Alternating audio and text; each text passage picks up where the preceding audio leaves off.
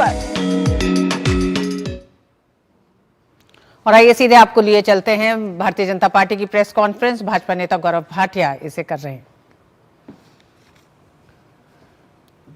विदेशी धरती पर जाकर भारत को बदनाम करना, जो भारत विरोधी शक्तियां हैं उनसे मिलना, यह काम और कोई नहीं, भारत के अपरिपक्व नेता प्रतिपक्ष राहुल गांधी कर रहे हैं।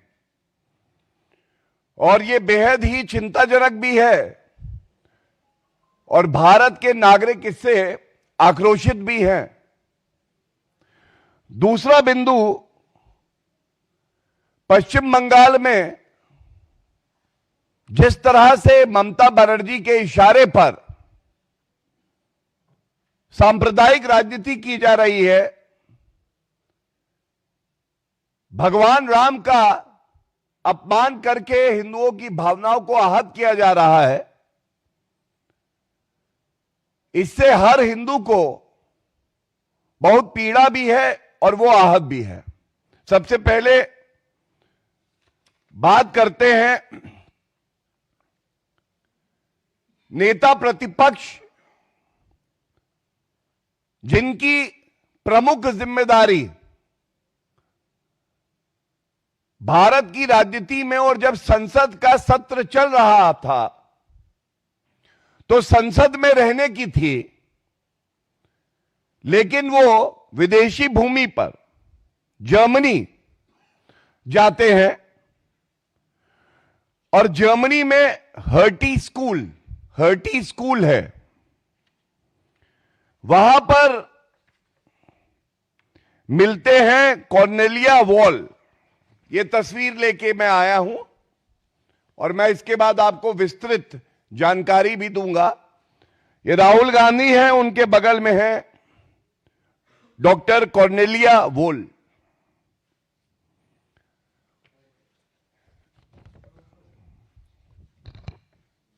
जर्मनी की तस्वीर है, हर्टी स्कूल में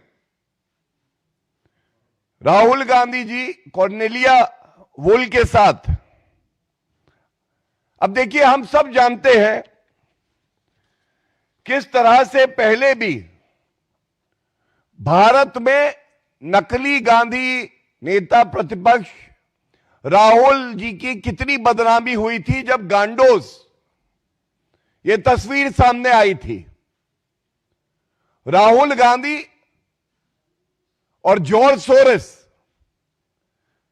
ये ऐसे ही है जैसे दो जिस्म एक जान। और अब एक और सबूत सामने आया है, जॉर्ज सोरेस की संस्था जो है ओपन सोसाइटी फाउंडेशन, इसी की फंडिंग से सेंट्रल यूरोपियन यूनिवर्सिटी है। इस सेंट्रल यूरोपियन यूनिवर्सिटी के जो बोर्ड ऑफ ट्रस्टीज हैं, ये कागज मैं लेके आया हूं, ये जॉर्ज सोरेस द्वारा फंडेड है और नीचे जो नाम है members of board of trustees, ये है Cornelia wall, hearty school Berlin. अब ऐसा क्यों है कि राहुल गांधी जब भी संसद का सत्र शुरू होने जा रहा होता है या चल रहा होता है तो विदेशी धरती पर जाते हैं और जो भारत के शत्रु हैं, जो भारत से ईर्ष्या करते हैं, हमारी अखंडता पे प्रहार करते हैं, उनके साथ मिलते हैं, बातचीत करते हैं। यह कौन सा एजेंडा है भारत विरोधी कि भारत का नेता प्रतिपक्ष ऐसी शक्तियों से मिलके भारत के खिलाफ षड्यंत्र कर रहा है। और यह पहली बार नहीं है कि राहुल गांधी इस तरह की भारत विरोधी हरकतों में लिप्त पाए गए हैं। यह कहना गलत नहीं होगा कि भारत का मीर जाफर कौन है। भारत का मीर जाफर दुखद है कि नेता प्रतिपक्ष राहुल गांधी है। जॉर्ज सोरेस भारत विरोधी बयान देते हैं। हमने देखा किस तरह से भारत में फंडिंग करके आंदोलन हो, कानून व्यवस्था टूटे, भारत की अखंडता पे प्रहार हो, ये जॉर्ज सोरेस करते हैं, लेकिन वो भारतीय नागरिक नहीं है। जॉर्ज सोरेस नेता प्रतिपक्ष नहीं है भारत के। जॉर्ज सोरेस ने संविधान की शपथ नहीं ली है, लेकिन राहुल गांधी ने तो संविधान की रक्षा करने की शपथ ली है। तो यह पूछा जाएगा, ये जो भारत के अंदर के सपोले हैं, इन सपोलों के लिए इलाज होना चाहिए। यह बात आज भारत की जनता कह रही है। जिम्मेदारी दी है भारत के साथ खड़े होने की, और ये इलू इलू कर रहे हैं भारत विरोधी शक्तियों के साथ।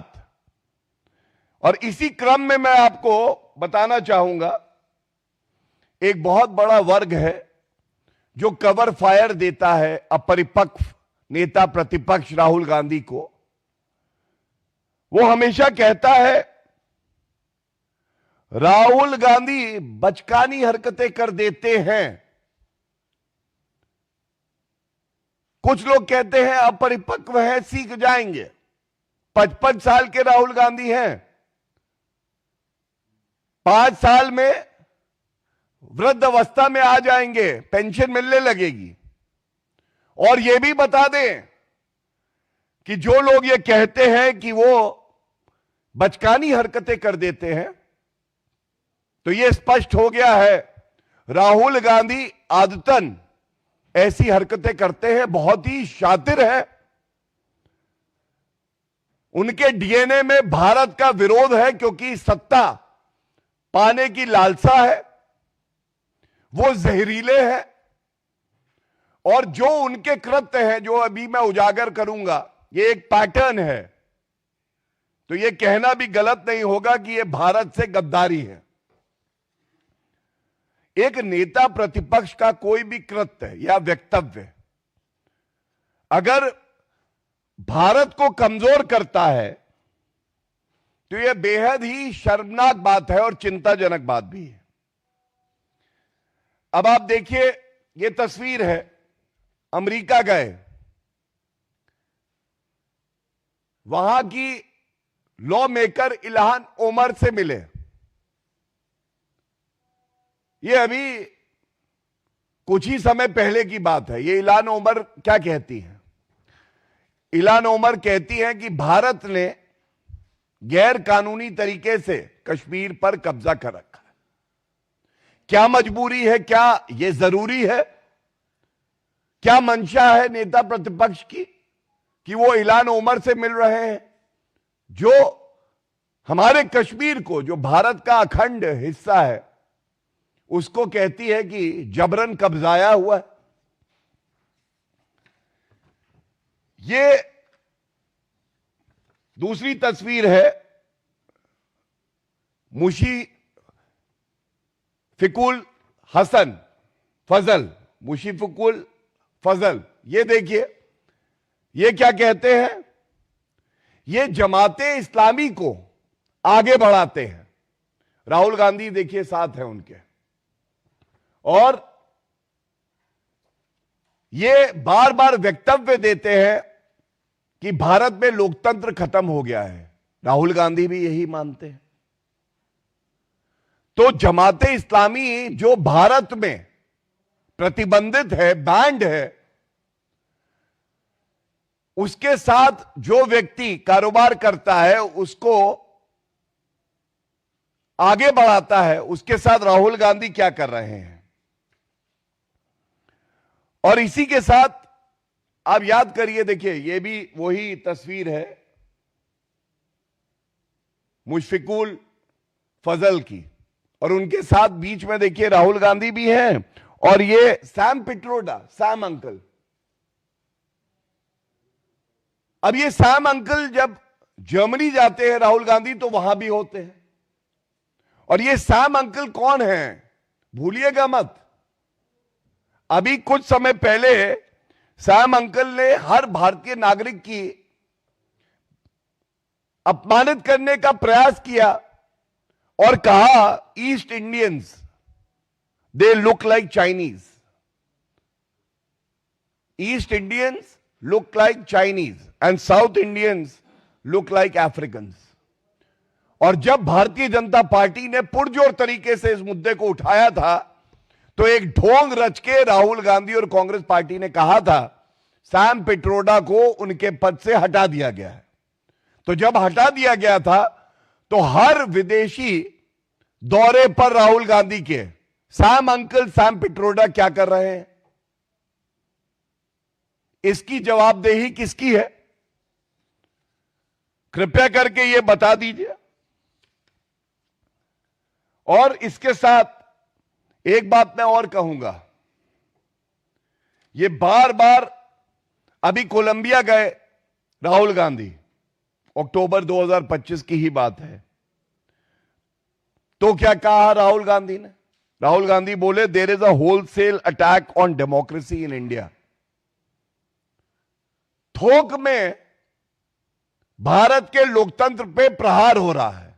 लेकिन यह प्रहार अगर आप कह रहे हो रहा है तो यह तो विदेशी भूमि से नेता प्रतिपक्ष नकली गांधी खुद राहुल गांधी कर रहे हैं।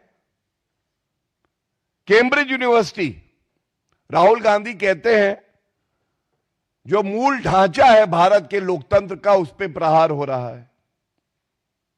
और लंदन में थे तो उन्होंने यहां तक कह दिया कि भारत की मीडिया जो चौथा स्तंभ है, भारत की न्यायपालिका और भारत की संसद, अब ये प्रहार हो रहा है और खत्म हो गई है। भारत का लोकतंत्र खत्म हो गया है। इंडियन स्टेट के खिलाफ राहुल गांधी कहते हैं लड़ाई लड़ो। तो यह कहना गलत नहीं होगा, ये जो विदेशी धरती पर जाते हैं छुप छुप के, भारत की जनता को भी लगता है हो सकता है राहुल गांधी हफीज सईद से मिले। हफीज सईद तो तारीफ कर चुका है राहुल गांधी की।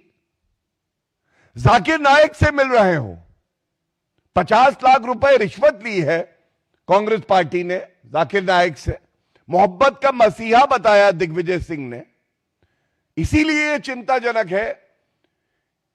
ये जितनी शक्तियां हैं जो भारत आगे बढ़ रहा है, श्री नरेंद्र मोदी जी के नेतृत्व में मजबूत हो रहा है, चौथी सबसे बड़ी अर्थव्यवस्था है आज विश्व में, इससे नाखुश है तो वो राहुल गांधी स्वयं, नकली गांधी परिवार और जो विदेशी शक्तियां हैं ये एक तरफ, और दूसरी तरफ भारत के 140 करोड़ लोग, आदरणीय प्रधानमंत्री श्री नरेंद्र मोदी जी का नेतृत्व, और इसके साथ हमारा मीडिया, जो 3 हमारे प्रमुख अंग हैं, लेजिस्लेचर, एग्जीक्यूटिव एंड जुडिशरी, ये एक साथ खड़ा है। और मैं अंत करूंगा इतना ही कह के कि भारत की छवि को धूमिल करना, झूठे आरोप लगाना अब राहुल गांधी का चरित्र बन गया है। और ये जैसे कहा जाता है, कहावत है कि कुत्ते की पूंछ जो है वो टेढ़ी है तो सीधी नहीं हो सकती है। तो जिसकी आदत हो जाए इस तरह के बयान देने की भारत विरोधी, वो ये देता रहेगा। लेकिन ये कहना गलत भी नहीं होगा कि जॉर्ज सोरोस की पूंछ कौन है, पूछता है भारत।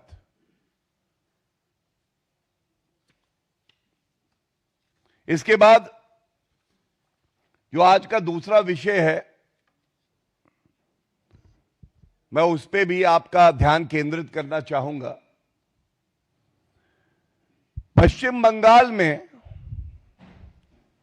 जल्द ही विधानसभा के चुनाव होने हैं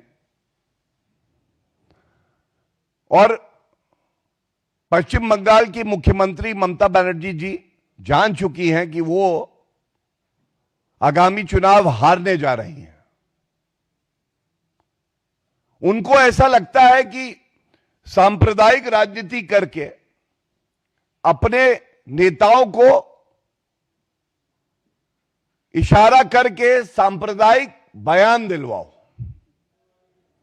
और ये दुर्भाग्यपूर्ण है कि टीएमसी के विधायक मदन मित्रा, इनका वक्तव्य आता है जिससे करोड़ों करोड़ों हिंदू आहत हुए।